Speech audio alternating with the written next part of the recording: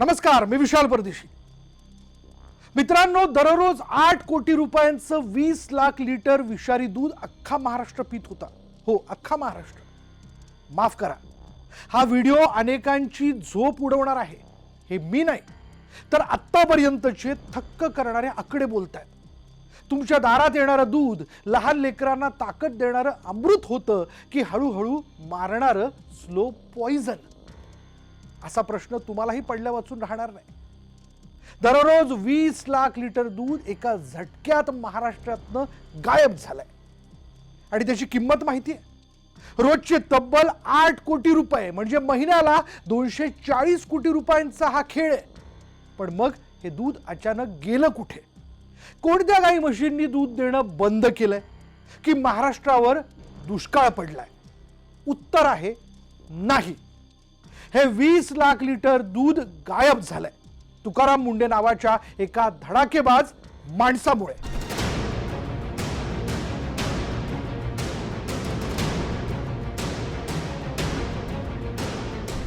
मुंडेंनी केलेल्या धडक कारवाईनंतर हा आकडा समोर आलाय. याचा अर्थ समजतोय का? आजपर्यंत आपला महाराष्ट्र लहान लेकरं रोज कोट्यवधी रुपयांचं गाई म्हशींचं नाही, तर फॅक्टरीत तयार केलेलं रसायनांचं विष पीत होते. आजच्या व्हिडिओत पांढऱ्या दुधामागे चाललेला काळा धंदा आपण टप्प्याटप्प्याने उघडा पाडणार आहोत. त्यामुळे हा व्हिडिओ शेवटपर्यंत बघा, कारण हा व्हिडिओ तुमच्या कुटुंबाच्या जीवाचा प्रश्न आहे. 25 मे 2026 हाच तो दिवस ज्या दिवशी तुकाराम मुंडेंनी एफडीएचा चार्ज घेतला. तेव्हापासूनच मुंडेंनी सुरक्षित अन्न आणि सुरक्षित महाराष्ट्र ही मोहीम सुरू केली. 4 आणि 5 जुलैच्या मध्यरात्री जेव्हा अख्खा महाराष्ट्र झोपला होता, तेव्हा पुणे, नगर, सोलापूर, जालना आणि ठाण्यात एकाच वेळी 13 अड्ड्यांवर छापे पडले. तिथं काय सापडलं माहितीये? हे ऐकून तुमच्याही अंगावर काटा येईल. मनसरचा सुशांत हिंगे आणि त्याचा पार्टनर संदीप लोढा हे काय करायचे? अहो, 1000 लिटर शुद्ध दुधात चक्क 500 लिटर रासायनिक पाणी मिसळायचे. आणि हे पाणी कशाचं होतं? शॅम्पू, कपडे धुवायचा लायझॉल, डिटर्जंट, कॉस्टिक सोडा, पाम तेल आणि युरिया. भयंकर आहे. आता तुम्ही म्हणाल, बापरे, ज्या दुधाने हाडं मजबूत व्हायला पाहिजेत त्या दुधात डिटर्जंट आणि युरिया? सोलापूरच्या अकलूजमध्ये हेमंत टेकेच्या गोदामातून तर तब्बल 1 कोटी 35 लाख रुपयांची संशयित पावडर जप्त करण्यात आली. ही पावडर दुधाची घनता वाढवायला वापरली जायची. या मोहिमेत आतापर्यंत 11.48 कोटी रुपयांचा मुद्देमाल जप्त झालाय. एका गोदामात कोटींची पावडर सापडते, तर आजपर्यंत या भेसळखोरांनी आपल्या पोरांच्या पोटात किती हजार कोटींचं विष ढकललं असेल? काहीच का वाटत नाही या नराधमांना? पैशांसाठी कोणाच्याही जीवाशी खेळायचं? आता पुढचा टप्पा बघा.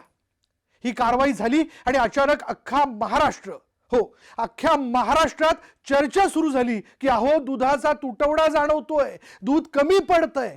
पण हे दूध कमी का पडतंय? स्वतः मंत्री नरहरी झिरवाळ यांनी विधानसभेत सांगितलं की एफडीएच्या कारवाईनंतर राज्यातलं दूध संकलन 25% घटलंय. सर्वसामान्य माणसाला वाटेल की दुष्काळ पडलाय, पण गड्यांनो, हा निसर्गाचा दुष्काळ नाही, तर भेसळीचा दुष्काळ आहे. जे 25% दूध बाजारात शुद्ध म्हणून विकलं जात होतं, ते गाई म्हशीच्या सडातून आलेलंच नव्हतं, ते रासायनिक कारखान्यातून आलेलं विष होतं. विष. ते मुंडेंनी बंद पाडलं, म्हणून संकलनाचा आकडा खाली आला. पूर्वी राज्यात रोज 1.80 कोटी लिटर दूध गोळा व्हायचं. मे 2026 मध्ये ते 1 कोटी 79 लाख लिटर होतं. पण जून जुलै उजाडता हे संकलन थेट 1.75 कोटी लिटरवर आलं. म्हणजे रोजचं 20 लाख लिटर दूध बाजारातून कमी झालंय, ज्याची किंमत रोजची 8 कोटी रुपये होती. आणि हे तेच बनावट दूध होतं जे भेसळखोर भीतीपोटी गटारात ओतून देत आहेत. या सगळ्याचा सगळ्यात मोठा फटका कुठे बसला असेल? तर आपल्या ग्रामीण भागाला आणि विशेषतः मराठवाड्याला. मे महिन्याच्या तुलनेत जून 2026 मध्ये मराठवाड्यात रोज 1,08,000 लिटर दूध कमी गोळा झालंय. जिल्ह्याची आकडेवारी बघा कशी डोळे उघडणारी आहे. धाराशिव जिल्ह्यात रोज 30,000 लिटर दूध कमी झालं.